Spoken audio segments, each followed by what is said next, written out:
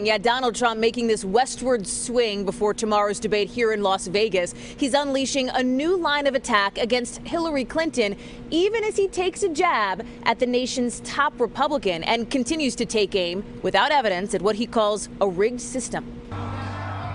Instead of backing down in the face of fact checks about voter fraud, Donald Trump's doubling down. More than 1.8 million deceased individuals right now are listed as voters. Oh, that's wonderful. That stat from a 2012 Pew Center report, with experts at the time finding no evidence that the errors lead to fraud on Election Day. Still, Trump insists there's tremendous voter fraud, and how Republican leadership doesn't see that is beyond me. The comments come as more Republicans are speaking out against Trump's claims, including his former rival, Marco Rubio. This election's not being rigged. And I'm explaining to you why it's not being rigged in Florida and why I hope he stops saying that, why he should stop saying that. We have 67 counties in this state, each of which conduct their own elections.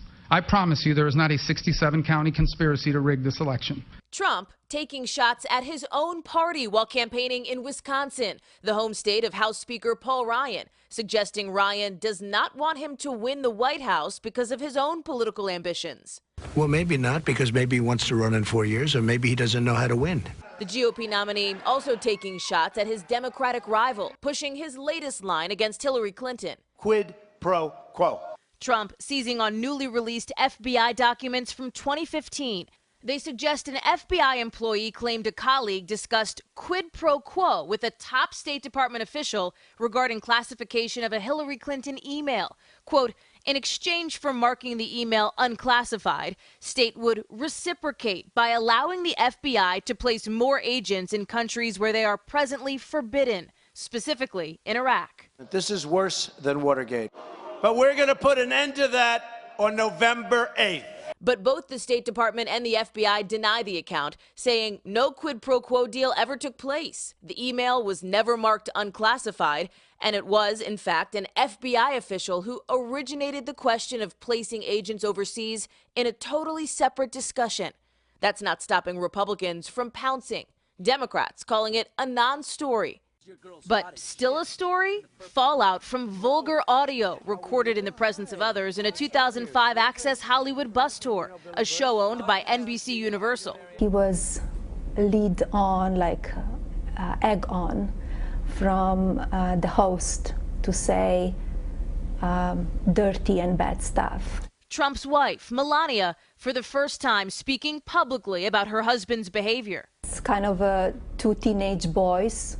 Actually, they should behave better, right? He was 59. Correct. And sometimes I said, I have two boys at home. I have my young son and I have my husband.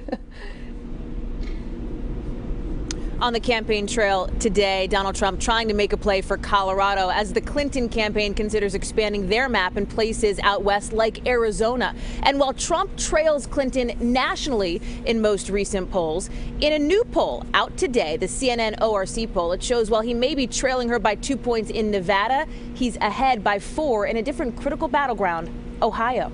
Savannah, Matt. All right, Hallie Jackson already in place for the debate in Vegas. Thank you. And I want to mention that NBC News announced last night that Billy Bush would be leaving the Today Show effective immediately, noting that he was a valued colleague and longtime member of the broader NBC family.